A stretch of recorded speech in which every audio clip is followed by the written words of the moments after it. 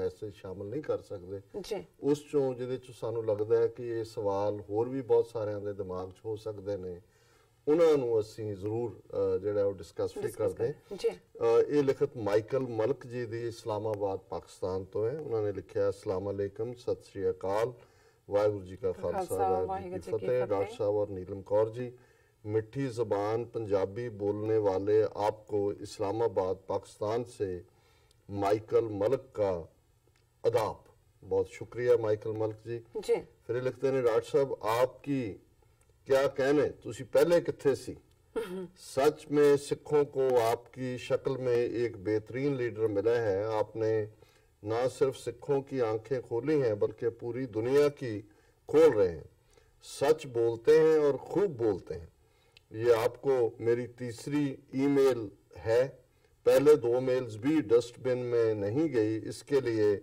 शुक्रिया उम्मीद है ये मेल भी डस्टबिन में नहीं जाएगी मेरे आपसे 3 सवाल हैं जो कि हर पाकिस्तानी के माइंड में हैं और हो सके तो आप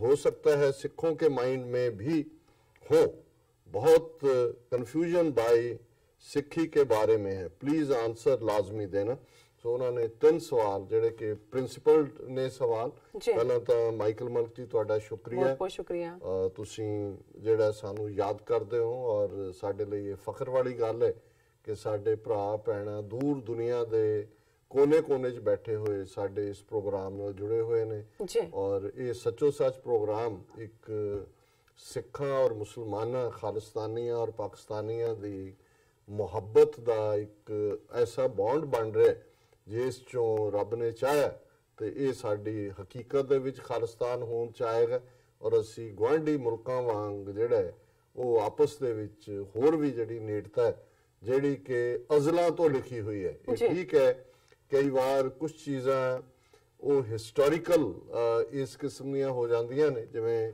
ਔਰ ਇਹਨਾਂ ਦੇ ਸਵਾਲਾਂ ਦੇ ਜਵਾਬ ਦੇਣ ਤੋਂ ਪਹਿਲਾਂ ਕਿਉਂਕਿ ਇਸ ਤੋਂ ਵਧੀਆ ਸ਼ਾਇਦ ਮੈਂ ਨਾ ਜਵਾਬ ਦੇ ਸਕਾਂ ਉਹਦੇ 'ਚ ਸਰ ਕਪੂਰ ਸਿੰਘ ਜਿਹੜੇ 20ਵੀਂ ਸਦੀ ਦੇ ਵੱਡੇ ਸਿੱਖ ਫਿਲਾਸਫਰ ਹੋਏ ਨੇ ਉਹ ਇੰਗਲੈਂਡ ਦੇ ਵਿੱਚ ਉਹਨਾਂ ਨੇ ਜਿਹੜੀ ਹੈ ਮਾਸਟਰਸ ਕੀਤੀ ਆਕਸਫੋਰਡ ਤੋਂ ਔਰ ਇੱਕ ਵਾਰ ਉਹ ਤੇ ਕਾਇਦੇ ਆਜ਼ਮ ਸਮੁੰਦਰੀ ਜਹਾਜ਼ ਦੇ ਵਿੱਚ ਇਕੱਠੇ ਹੋਏ ਟੁਗੇਦਰ ਸਫ਼ਰ ਕਰ ਰਹੇ ਸੀ ਜਾ ਰਹੇ ਸੀ ਔਰ ਉਹਦੇ 'ਚ ਉਹਨਾਂ ਦੀ ਨਾਲ ਜਿਹੜੀ ਗੁਫ਼ਤਗੂ ਕਾਇਦੇ ਆਜ਼ਮ ਨਾਲ ਹੋਈ ਇਹ 1930 ਦੀ ਗੱਲ ਹੈ ਇਹ ਕੋਈ 1940s ਲੇਟ ਤੇ ਨਹੀਂ ਔਰ ਉਹਦੇ 'ਚ ਉਹਨਾਂ ਨੇ ਉਹਨਾਂ ਨੂੰ ਪੁੱਛਿਆ ਔਰ ਕਿਉਂਕਿ ਉਹਨਾਂ ਨੇ ਅੰਗਰੇਜ਼ੀ 'ਚ ਡਾਇਲੌਗ ਲਿਖਿਆ ਪਰ ਸਾਡੀ ਕਿਉਂਕਿ ਵੱਡੀ ਆਡੀਅנס ਔਰ ਵਿਊਅਰਸ਼ਿਪ ਪੰਜਾਬੀ ਬੋਲਣ ਸਮਝਣ ਵਾਲਿਆਂ ਦੀ ਹੈ ਤੇ ਉਹਦੇ 'ਚ ਉਹਨਾਂ ਨੇ ਕਿਹਾ ਕਿ ਵੀ ਇਹ ਕੀ ਕਾਰਨ ਹੈ ਉਹਨਾਂ ਨੇ ਕਿਹਾ ਕਿ ਵੀ ਜਿਹੜਾ Islam is holding the right hand of the Sikhs but Sikhs keep their mouth keep their face not mouth keep their face towards the Hindus ਕਿ ਵੀ ਇਹ ਕਾਇਦੇ ਆਜ਼ਮ ਦਾ ਸਵਾਲ ਸੀ ਜਿਹੜਾ ਇਹਨਾਂ ਦੇ ਸਵਾਲਾਂ ਦੀ ਵੀ ਜਿਸਟ ਹੈ ਕਿ ਵੀ ਹੱਥ ਤਾਂ ਇਸਲਾਮ ਨੇ ਫੜਿਆ ਹੋਇਆ ਸਿੱਖੀ ਦਾ ਸੱਜਾ ਮਤਲਬ ਹੱਥ ਫੜਨ ਦਾ ਮਤਲਬ ਹੈ ਕਿ ਬੇਸਿਕ ਪ੍ਰਿੰਸੀਪਲ ਤੌਹੀਦ ਇੱਕ ਰੱਬ ਸਾਂਝਾ ਜਿਹੜੀਆਂ ਨੇ ਮਜ਼ਹਬੀ ਉਹ ਇਸਲਾਮ ਔਰ ਸਿੱਖੀ ਦੀਆਂ ਕਰੀਬੀ ਨੇ ਪਰ ਸਿੱਖ ਆਪਣਾ ਮੂੰਹ ਜਿਹੜਾ ਹੈ ਉਹ ਹਿੰਦੂਆਂ ਵੱਲ ਕਿਉਂ ਰੱਖਦਾ ਹੈ ਤੇ ਸਰ ਕਪੂਰ ਸਿੰਘ ਹੋਰਾਂ ਨੇ ਜਵਾਬ ਦਿੱਤਾ ਕਿ it's not A spiritual trait it is a historical predisposition ਕਿ ਇਹ spiritual ਰੂਹਾਨੀ trait ਨਹੀਂ ਹੈ ਇਹ ਇਤਿਹਾਸਕ ਪਰਿਖੇਪ ਇਵੇਂ ਬਣ ਗਿਆ ਤੇ ਕਾਇਦੇ ਆਜ਼ਮ ਨੇ ਕਿਹਾ you have spoken profoundly ਕਿ ਤੁਸੀਂ ਬੜੀ ਡੂੰਘੀ ਗੱਲ ਕੀਤੀ ਹੈ ਸੋ ਮੈਂ ਉਹਨਾਂ ਦੇ ਸਵਾਲ ਜਿਹੜਾ ਪਹਿਲਾ ਤਾਂ ਇਹ ਹੈ ਜਿਹਦੇ 'ਚ ਉਹਨਾਂ ਨੇ ਕਿਹਾ पहला सवाल डॉक्टर साहब आपसे पहले किसी ने ये क्यों नहीं बताया कि सिख भी एक रब पर ईमान रखते हैं सारा पाकिस्तान सिखों को हिंदू समझता है जी कि ज़ाहिर तौर पर मैं समझदा भी एक गैप रहा क्योंकि सिख 47 ਦੇ ਐਸੇ ਭਾਰਤ ਦੇ ਨਕਸ਼ੇ 'ਚ ਗਵਾਚੇ ਉਹਨਾਂ ਨੂੰ ਤਾਂ ਆਪਣਾ ਆਪ ਸੰਭਾਲਣ ਤੋਂ ਹੀ ਜਿਹੜੀ ਹੈ ਉਹ ਫੁਰਸਤ ਨਹੀਂ ਮਿਲੀ ਕਿ ਵੀ 40% ਪਨਾਹਗੀਰ ਬਣ ਗਏ ਉਜੜ ਪੁਜੜ ਕੇ ਆਏ ਸੈਟਲ ਹੋਣਾ ਹਾਲਾਂਕਿ ਪੋਲੀਟੀਕਲ ਐਕਟਿਵਿਜ਼ਮ ਰਿਹਾ ਮਾਸਟਰ ਤਾਰਾ ਸਿੰਘ ਨੇ ਭਾਵੇਂ ਇੱਕ ਵੱਡਾ ਗੁਨਾਹ ਕੀਤਾ 47 'ਚ ਪਰ ਰਾਈਟ ਅਵੇ ਉਹਨਾਂ ਨੇ ਪੰਜਾਬੀ ਸੂਬੇ ਦੇ ਲਈ ਪੰਜਾਬੀ ਜ਼ਬਾਨ ਦੇ ਲਈ ਮੋਰਚੇ ਸ਼ੁਰੂ ਕੀਤੇ ਲੱਖਾਂ ਸਿੱਖਾਂ ਦੀਆਂ ਗ੍ਰਿਫਤਾਰੀਆਂ ਫਿਰ ਪੰਜਾਬੀ ਸੂਬਾ ਬਣਿਆ ਉਹਨੂੰ ਮੁਕੰਮਲ ਕਰਾਉਣ ਲਈ ਪਾਣੀਆਂ ਦੇ ਉੱਤੇ ਤੁਹਾਡਾ ਹੱਕ ਦੂਜਾ ਤੀਜਾ ਔਰ ਇਸ ਸਾਰੇ ਦੌਰ ਦੇ ਵਿੱਚ ਬਾਕੀ ਪਾਸੇ ਵੱਲ ਧਿਆਨ ਵੀ ਨਹੀਂ ਗਿਆ ਜਿਹੜੀ ਉਸ ਵੇਲੇ ਦੀ ਲੀਡਰਸ਼ਿਪ ਵੀ ਰਹੀ। ਜੂਨ 84 ਨੇ ਜਿਹੜਾ ਸਾਨੂੰ ਵੀ ਸਬਕ ਦਿੱਤਾ, ਕਿਉਂਕਿ 84 ਤੱਕ ਤਾਂ ਸਿੱਖ ਲੀਡਰਸ਼ਿਪ ਜਾਂ ਮੈਜੋਰਟੀ ਸਿੱਖ ਸਮਝਦੇ ਸੀ ਕਿ ਇੰਡੀਆ ਦੇ ਨਾਲ ਅਸੀਂ ਕੋਈ ਨਾ ਕੋਈ ਲੈ ਦੇ ਕਰ ਸਕਦੇ ਹਾਂ, ਸਾਨੂੰ ਆਟੋਨਮੀ ਦੇ ਦੇਣ, ਆਨੰਦਪੁਰ ਦਾ ਮਤਾ ਹੋਏ, 2-3 ਮਹਿਕਮੇ ਸੈਂਟਰ ਕੋਲ ਰਹਿਣ। ਪਰ ਜੂਨ 84 ਤੋਂ ਬਾਅਦ ਅਸਲ 'ਚ ਸਾਡੀ ਤਹਿਰੀਕ ਦਾ ਵੀ ਇੱਕ ਬੇਸ਼ੱਕ ਖੂਨੀ ਪੇਜ ਵੀ ਉਸ ਨਾਲ ਖੂਨੀ ਚੈਪਟਰ ਜੁੜਿਆ ਰਾਦਰ, ਲੇਕਿਨ ਇੱਕ ਤਬਦੀਲੀ ਵੀ ਹੋਈ ਔਰ ਪਹਿਲੀ ਵਾਰ ਸੀ ਕਿ ਇਹਨਾਂ ਦੇ ਇਸ ਪਾਸੇ ਵੱਲ ਸੋਚਣ ਦੀ ਗੱਲ ਆਈ। ਇਹ ਵੀ ਕਿਉਂਕਿ ਬਾਈ ਐਂਡ ਲਾਰਜ ਅਗਲਾ ਇੱਕ ਪੂਰਾ ਦਹਾਈ ਜਿਹੜਾ ਸੀ 1994-95 ਤੱਕ ਫਿਰ ਇੱਕ ਜਵਾਨੀ ਦੇ ਨਸਲ ਘਾਤ ਦਾ ਨਿਕਲਿਆ। ਔਰ ਮੈਂ ਸਮਝਦਾ ਵੀ ਡਾਇਸਪੋਰਾ ਸਿੱਖ, ਕਿਉਂਕਿ ਇੱਕ ਇੰਡੀਅਨ ਸਿੱਖਾਂ ਦੇ ਵੀ ਆਪਣੀ ਮੈਂਟੈਲਿਟੀ ਬਣ ਗਈ ਉਸ ਪੀਰੀਅਡ 'ਚ। ਕੋਈ ਵੀ ਗੱਲ ਮੁਸਲਮਾਨਾਂ ਨਾਲ ਤਾਂ ਦੂਰ ਦੀ ਗੱਲ, ਜੇ ਤੁਸੀਂ ਆਪਣੇ ਹੱਕਾਂ ਦੇ ਵੀ ਕਰਦੇ ਸੀ ਤੇ ਉਹ ਟ੍ਰੇਟਰ ਸੀ, ਦੇਸ਼ ਧਰੋਹੀ ਸੀ। ਸੋ ਪਾਕਿਸਤਾਨ ਦੇ ਨਾਲ ਜਾਂ ਇਸਲਾਮ ਦੇ ਨਾਲ ਸਾਂਝ ਕੋਈ ਦੁਸ਼ਮਣੀ ਵਾਲੀ ਗੱਲ ਵੀ ਨਹੀਂ ਸੀ। ਇੱਕਦਮ ਜਿਹੜਾ ਨੈਰੇਟਿਵ ਵੀ ਬਦਲਣਾ ਸ਼ੁਰੂ ਹੋ ਗਿਆ ਜੂਨ 84 ਤੋਂ ਬਾਅਦ, ਜਿਹੜਾ ਕਿ ਪਹਿਲਾਂ ਹਿੰਦੂ ਹਿਸਟੋਰੀਅਨ ਦੀ ਬਦੌਲਤ ਡਿਫਰੈਂਟ ਸੀ। ਪਰ ਹੁਣ ਮੈਂ ਸਮਝਦਾ ਵੀ ਮਾਹੌਲ ਡਾਇਸਪੋਰਾ ਸਿੱਖਾਂ ਦੇ ਵਿੱਚ ਖਾਸ ਤੌਰ ਤੇ ਇਸ ਪੱਖੋਂ ਜ਼ਿਆਦਾ ਤਬਦੀਲੀ ਹੋਈ। ਉਹਨਾਂ ਨੇ ਪਾਕਿਸਤਾਨ ਦੇ ਨਾਲ ਜਿਹੜੇ ਨੇ ਆਉਣ ਜਾਣ, ਗੁਰਦੁਆਰਿਆਂ ਦੀ ਸਾਂਭ ਸੰਭਾਲ, ਸੇਵਾ 1999 ਤੋਂ ਬਾਅਦ ਹੋਰ ਹੋਇਆ। ਔਰ ਇਸ ਮਾਹੌਲ ਦੇ ਵਿੱਚ ਅਸੀਂ ਤਾਂ ਮਾਈਕਲ ਮਲਕ ਜੀ ਇੱਥੇ ਹੀ ਆ, 30 ਸਾਲ ਤੋਂ ਇਹੀ ਢੰਡੋਰਾ ਦੇ ਰਹੇ। ਲੇਕਿਨ ਇਹ ਹੈ ਵੀ ਹੁਣ ਉਹ ਕਈ ਵਾਰ ਤੁਸੀਂ ਭਾਵੇਂ ਯਤਨ ਕਰਦੇ ਹੋ, ਲੇਕਿਨ ਜਦੋਂ ਰੱਬ ਚਾਹੁੰਦਾ ਉਹੀ ਹਾਲਾਤ ਬਣਾਉਂਦਾ। ਹੁਣ ਜਿਹੜੇ ਨੇ ਹਾਲਾਤ ਇਸ ਕਿਸਮ ਦੇ ਬਣੇ, ਕਰਤਾਰਪੁਰ ਦੇ ਲਾਂਘੇ ਨੂੰ ਲੈ ਕੇ ਇੱਕ ਵੱਡੀ ਗਿਣਤੀ 'ਚ ਜਿਹੜੇ ਸਿੱਖ ਅਦਰਵਾਈਜ਼ ਇਹਨਾਂ ਦੇ ਡਿਜ਼ਾਈਨ ਨੂੰ, ਈਵਲ ਡਿਜ਼ਾਈਨ ਨੂੰ ਜਿਹੜਾ ਹਿੰਦੂ ਹਕੂਮਤ ਦੇ ਨਹੀਂ ਸੀ ਸਮਝਦੇ, ਉਹਨਾਂ ਨੂੰ ਵੀ ਸਮਝ ਆਈ।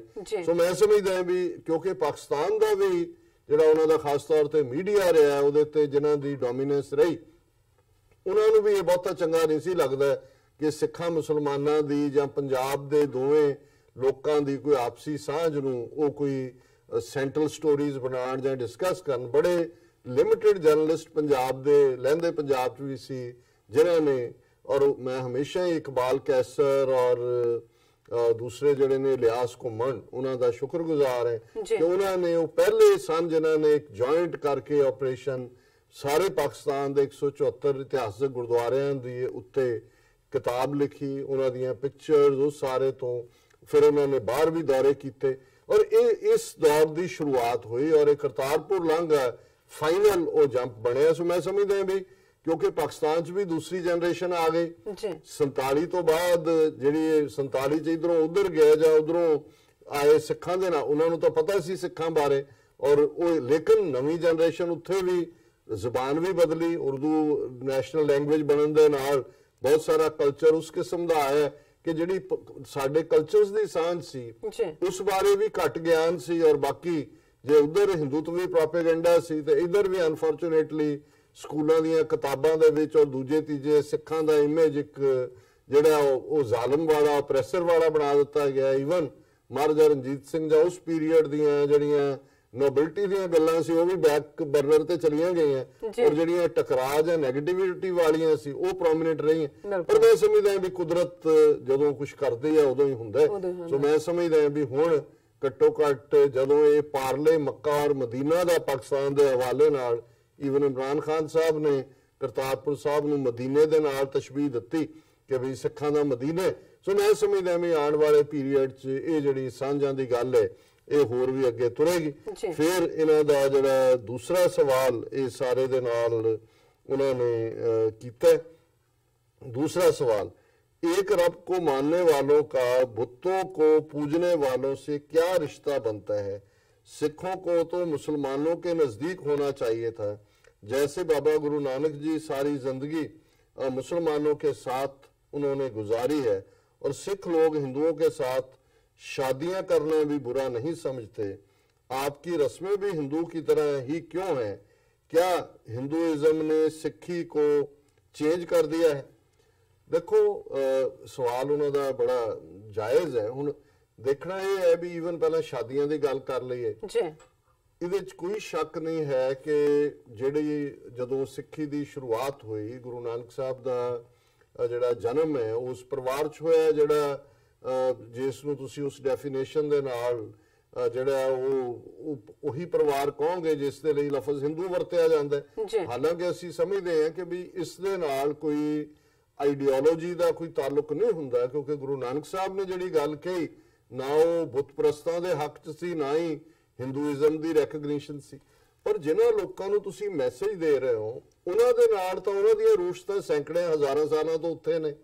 ਸੋ ਇਸ ਗੱਲ ਨੂੰ ਵਕਤ ਲੱਗਾ, ਈਵਨ ਗੁਰੂ ਨਾਨਕ ਸਾਹਿਬ ਤੋਂ 10ਵੇਂ ਪਾਤਸ਼ਾਹ ਗੁਰੂ ਗੋਬਿੰਦ ਸਿੰਘ ਸਾਹਿਬ ਤੱਕ 230 ਸਾਲ ਜਦੋਂ ਕਿ ਖਾਲਸਾ ਹੋਣ ਦੇ ਵਿੱਚ ਆਇਆ। ਔਰ ਉਸ ਦੀ ਜਿਹੜੀ ਹੈ ਬਿਲਕੁਲ ਹਾਲਾਂ ਗੁਰੂ ਨਾਨਕ ਸਾਹਿਬ ਦੇ ਥਾਟ ਨਾਲ ਹੀ ਸਿੱਖ ਜਿਹੜਾ ਇੱਕ ਅਲੱਗ ਮਜ਼ਹਬ ਸੀ, ਕਿਉਂਕਿ ਨਾ ਸਿੱਖਾਂ 'ਚ ਬੁੱਤ ਪ੍ਰਸਤੀ ਸੀ। ਗੁਰੂ ਨਾਨਕ ਸਾਹਿਬ ਨੇ ਬ੍ਰਾਹਮਣਵਾਦ ਨੂੰ, ਬੁੱਤ ਪ੍ਰਸਤੀ ਨੂੰ ਔਰ ਸਾਰਿਆਂ ਨੂੰ ਜਿਹੜਾ ਨੈਗੇਟ ਕੀਤਾ। ਪਰ ਕਿਉਂਕਿ ਕਲਚਰਲ ਰੂਟਸ ਜਿਵੇਂ ਅਸੀਂ ਦੇਖਦੇ ਹਾਂ, ਜੇ ਇਸਲਾਮ ਉਸ ਧਰਤੀ ਤੇ ਆਇਆ ਜਿੱਥੇ ਕਿ ਕ੍ਰਿਸਚੀਅਨਿਟੀ ਸੀ ਪਹਿਲਾਂ, ਜਿੱਥੇ ਜੂਡਾਇਜ਼ਮ ਸੀ, ਸੋ ਬਹੁਤ ਸਾਰੀਆਂ ਕਲਚਰਲ ਪ੍ਰੈਕਟਿਸਿਸ ਜਿਹੜੀਆਂ ਇਸਲਾਮ 'ਚ ਅੱਜ ਵੀ ਨੇ, ਉਹਨਾਂ ਦੇ ਵਿੱਚ ਕਾਫੀ ਜਿਹੜੀਆਂ ਨੇ ਉਹ ਯਹੂਦੀਆਂ ਦੇ ਅਸਰ ਥੱਲੇ ਨੇ ਜਾਂ ਉਹਨਾਂ ਦੀ ਕੰਟੀਨਿਊਟੀ ਹੈ। ਮੈਂ ਹੁਣ ਟਾਈਮ ਲਿਮਿਟਡ ਹੈ, ਮੈਂ ਵੇਰਵੇ 'ਚ ਨਹੀਂ ਜਾਵਾਂਗਾ।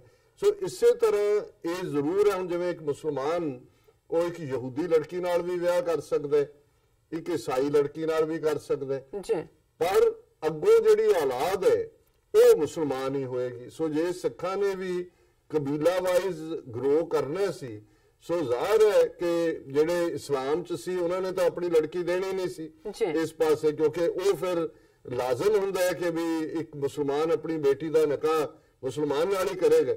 ਸੋ ਹਿੰਦੂ ਫੀਲਡ 'ਚੋਂ ਜੇ ਤੁਸੀਂ ਜਿਹੜਾ ਉਹ ਵਿਆਹ ਕਰਦੇ ਹੋ, ਅੱਗੋਂ ਜ਼ਾਹਰ ਹੁੰਦਾ ਸੀ ਕਿ ਜਿਹੜਾ ਸਿੱਖ ਬਣ ਜਾਂਦਾ ਸੀ ਜਾਂ ਜਿਹੜਾ ਸਿੱਖ ਦੇ ਘਰ ਜਿਹੜੀ ਵਿਆਹੀ ਆਈ ਬੱਚੇ ਅੱਗੋਂ ਸਿੱਖ ਹੁੰਦੇ ਸੀ। ਸੋ ਇਹ ਜਦੋਂ ਤੁਸੀਂ ਗਰੋ ਕਰ, ਸੋ ਜ਼ਾਹਰ ਹੈ ਕਿ ਕੁਛ ਨਾ ਕੁਛ ਰੂਟਸ ਜਿਹੜੀਆਂ ਨੇ ਉਹ ਦੂਸਰੇ ਪਾਸੇ ਲੱਗੀਆਂ ਹੁੰਦੀਆਂ ਨੇ। ਲੇਕਿਨ ਕੁੱਲ ਮਿਲਾ ਕੇ ਜਿਹੜੇ ਸਿੱਖੀ ਦੇ ਪ੍ਰਿੰਸੀਪਲ ਨੇ, ਹਾਲਾਂ ਇਸਲਾਮ ਦੇ ਹਵਾਲੇ ਨਾਲ ਤਾਂ ਜੂਡਾਇਜ਼ਮ ਦੇ ਜਾਂ ਕ੍ਰਿਸਚੀਅਨਿਟੀ ਦੇ ਪ੍ਰੋਫਿਟ ਵੀ ਕਾਮਨ ਨੇ ਇਸਲਾਮ। ਸਿੱਖਾਂ 'ਚ ਅਸੀਂ ਕੋਈ ਰਾਮਚੰਦਰ ਜਾਂ ਕ੍ਰਿਸ਼ਨ ਦਾ ਕੋਈ ਦਿਨ ਨਹੀਂ ਮਨਾਉਂਦੇ, ਉਹ ਸਾਡੇ ਕੋਈ ਗੋਡ ਨਹੀਂ ਹੈਗੇ, ਕਿਉਂਕਿ ਬਿਗਨਿੰਗ ਦੇ ਤੌਰ ਦੇ ਉੱਤੇ ਹੀ ਜਿਹੜਾ ਇਹ ਮੈਸੇਜ ਸੀ ਕਿ ਭਾਈ ਇਹ ਜਿਹੜਾ ਜਿਹਨੂੰ ਭਾਈ ਗੁਰਦਾਸ ਜੀ ਨੇ ਕਿਹਾ, ਮਾਰਿਆ ਸਿੱਕਾ ਜਗਤ ਵਿੱਚ ਨਾਨਕ ਨਿਰਮਲ ਪੰਥ ਚਲਾਇਆ, ਇਹ ਜਿਹੜਾ ਵੱਖਰਾ ਰਸਤਾ ਹੈ ਇੱਕ ਵੱਖਰੇ ਮਜ਼ਹਬ ਦਾ ਗੁਰੂ ਨਾਨਕ ਸਾਹਿਬ ਨੇ ਸ਼ੁਰੂ ਕੀਤਾ। ਜਾਂ ਸ਼ਬਦ ਜਿੱਤੀ ਸਿੱਧ ਮੰਡਲੀ ਕੀਤੋਸ ਆਪਣਾ ਪੰਥ ਨਿਰਾਲਾ, ਕਿ ਉਹਨਾਂ ਨੇ ਆਪਣਾ ਨਿਰਾਲਾ ਪੰਥ ਕੀਤਾ।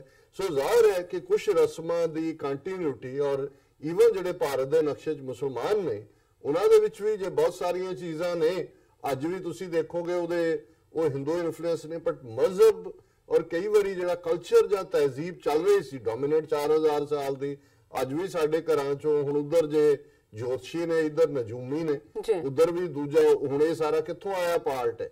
ਔਰ ਉਹੀ ਕੋਈ ਕਬਰਾਂ ਦੀ ਪੂਜਾ ਕਰ ਰਿਹਾ, ਕੋਈ ਸਮਾਧਾਂ ਦੀ ਪੂਜਾ ਕਰ ਰਿਹਾ, ਨਾ ਇਸਲਾਮ ਦੀ ਇਜਾਜ਼ਤ ਦਿੰਦਾ ਨਾ ਸਿੱਖ ਮਜ਼ਹਬ ਦਿੰਦਾ। ਲੇਕਿਨ ਜਿਹੜੀ ਜਿਹਨੂੰ ਕਹਿੰਦੇ ਨੇ ਯੂ ਕਾਂਟ ਲੈਜਿਸਲੇਟ ਹਿਊਮਨ ਨੇਚਰ, ਕਈ ਚੀਜ਼ਾਂ ਨੇ ਉਹ ਰਹਿੰਦੀਆਂ ਨੇ, ਪਰ ਮੂਲ ਤੌਰ ਤੇ ਅਸੀਂ ਜੇ ਫੋਕਸ ਵੱਲ ਦੇਖੀਏ, ਤੀਸਰਾ ਉਹਨਾਂ ਦਾ ਜਿਹੜਾ ਸਵਾਲ ਸੀ ਕਿ ਵੀ ਸਿੱਖ ਜਿਹੜੇ ਨੇ ਉਹ ਆਪਣੇ ਮੁਰਦਿਆਂ ਨੂੰ ਸਾੜਦੇ ਕਿਉਂ ਨੇ, ਜਦੋਂ ਕਿ ਇੱਕ ਰੱਬ ਨੂੰ ਮੰਨਣ ਵਾਲੇ ਜਿਹੜੇ ਨੇ ਜਿਵੇਂ ਉਹਨਾਂ ਦਾ ਈਸਾਈ ਜਾਂ ਦੂਜੇ ਨੇ ਉਹ ਉਸ ਨੂੰ ਦਫਨਾਉਂਦੇ ਨੇ। ਦੇਖੋ ਇਹ ਵੀ ਅਗੇਨ ਕਲਚਰਲ ਪ੍ਰੈਕਟਿਸਿਸ ਨੇ। ਔਰ ਫਿਰ ਅਬੰਡੈਂਸ ਹੈ ਜਿਸ ਚੀਜ਼ ਦੀ ਪੰਜਾਬ ਦੇ ਲੈਂਡਸਕੇਪ 'ਚ, ਜਿੱਥੇ ਦਰਿਆ ਨੇ, ਜਿੱਥੇ ਅਬੰਡੈਂਟ ਵੁੱਡ ਹੈ, ਲੱਕੜ ਹੈ, ਅਵੇਲੇਬਿਲਿਟੀ ਵੀ ਇਸ ਦਾ ਇੱਕ ਹਿੱਸਾ ਬਣਦੀ ਹੈ। ਹਾਲਾਂ ਇਹ ਨਹੀਂ ਹੈ ਕਿ ਈਵਨ ਭਾਰਤ ਦੇ ਵਿੱਚ ਵੀ ਤਮਿਲਨਾਡੂ ਜਾਂ ਕੁਝ ਖਿੱਤਿਆਂ ਜਿਹੜੇ ਹਿੰਦੂ ਕਬੀਲੇ ਨੇ ਉਹ ਵੀ ਦਫਨਾਉਂਦੇ ਨੇ।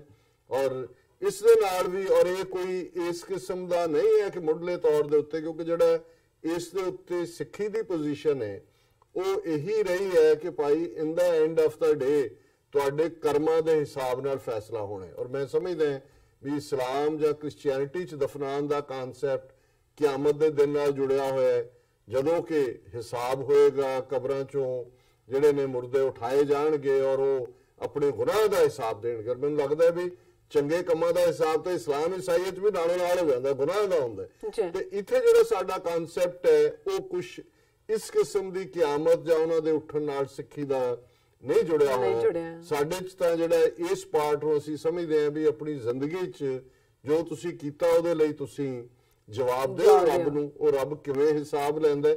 ਔਰ ਜੇ ਅੱਜ ਦੇਖਿਆ ਜਾਏ ਤਾਂ ਬਹੁਤ ਸਾਰੀਆਂ ਥਾਵਾਂ ਐਸੀਆਂ ਵੀ ਨੇ ਜਿੱਥੇ ਕਬਰਾਂ ਬਣੀਆਂ ਹੁੰਦੀਆਂ ਨੇ ਕਈ ਸੌ ਸਾਲ ਦੀਆਂ, ਉਹਨਾਂ ਨੂੰ ਲੈਵਲ ਕਰਕੇ ਫਿਰ ਨਵੇਂ ਹੁੰਦੇ ਨੇ।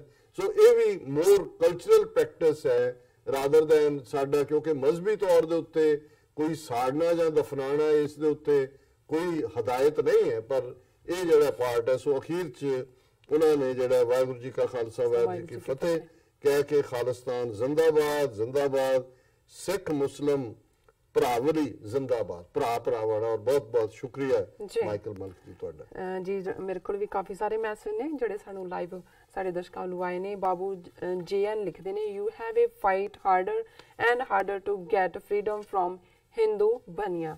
ਸੋ ਬਾਸਿੰਗ ਵੀ ਆ ਗਏ ਨੇ ਸਾਡੇ ਕੋਲ, ਵੈਲਕਮ ਬਾਸਿੰਗ ਜੀ। Top 10 position in every government and semi-government department are occupied by Brahmins. This is the solution without reservations. Now we can imagine what will happen with reservation. Ji ji. So अगे भाई गुरमीत सिंह बब्बरी साहब लिखते हैं, वाहिगुरू जी का खालसा वाहिगुरू जी की फतेह। शाकिर अब्बासी साहब लिखते हैं, India will never give way from Dera Baba Nanak.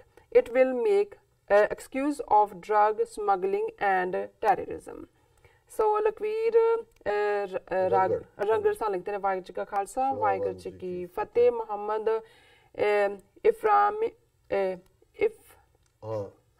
इफ्राहिम but लिखते हैं, डॉक्टर साहब एंड सिस्टर इनकौर जी।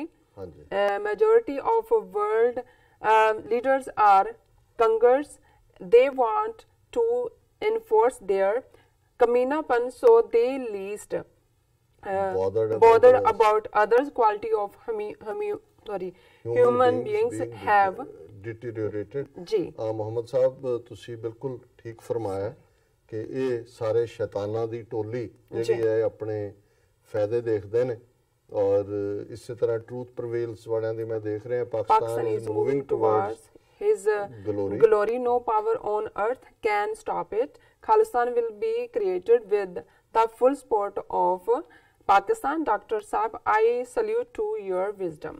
बहुत बहुत शुक्रिया। और ਅਸੀਂ ਵੀ ਇਹ ਆਸ ਕਰਦੇ ਹਾਂ ਕਿ ਪਾਕਿਸਤਾਨ, ਚੀਨ, ਕੱਲ ਨੂੰ ਈਵਨ ਕੈਨੇਡਾ, ਅਮਰੀਕਾ, ਇੰਗਲੈਂਡ ਇਹ ਸਾਨੂੰ ਡਿਪਲੋਮੈਟਿਕ ਔਰ ਪੋਲੀਟੀਕਲ ਸਪੋਰਟ ਦੇਣ ਤਾਂ ਕਿ ਅਸੀਂ ਆਪਣੇ ਉਸ ਖਿੱਤੇ ਦੇ ਵਿੱਚ ਜਿਹੜਾ ਕਿ ਭਾਰਤੀ ਫੌਜ ਦੇ ਕਬਜ਼ੇ ਹੇਠ ਹੈ ਆਪਣੀ ਧਰਤੀ ਨੂੰ ਲਿਬਰੇਟ ਕਰਾ ਕੇ ਦਰਿਆਏ ਜਮਨਾ ਤੋਂ ਵਾਘਾ ਤੱਕ independent sovereign nation Khalistan establish. ਉਹਨਾਂ ਦੇ ਹੋਰ ਵੀ ਕਾਫੀ ਸਾਰੇ ਮੈਸੇਜ ਨੇ। World is not aware of Sikhs living in troubled areas of KPK and not disturbed best wishes. And ਫਿਰ ਉਹਨਾਂ ਦਾ message, respect to your feelings about Pakistan being your Mecca and Medina. ਸਾਡਾ ਬਾਹਰ ਸਦਾ ਬਹਾਰ ਦੀਆਂ is I don't know ਮੈਨੂੰ pronounce ਨਹੀਂ ਕਰਨਾ ਰਿਹਾ ਕੀ ਲਿਖਿਆ ਉਹਨਾਂ ਨੇ, ਸੌਰੀ।